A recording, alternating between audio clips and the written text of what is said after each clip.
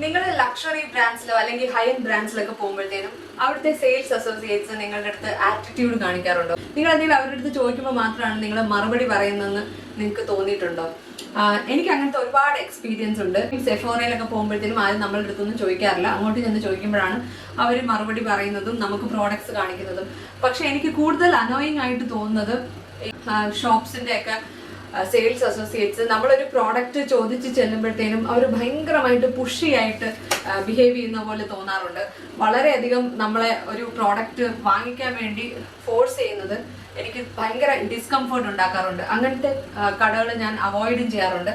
അവർ ചിലപ്പോൾ വിചാരിക്കുന്നത് അവർ products introduce ചെയ്യുമ്പം കുറച്ച് കൂടുതലായിട്ട് നമ്മളുടെ അടുത്ത് പറയുമ്പോൾ നമ്മളത് വാങ്ങിക്കും എന്നാണ്. പക്ഷെ എനിക്ക് റിവേഴ്സ് സൈക്കോളജിയാണ് വർക്ക് ചെയ്യുന്നത്.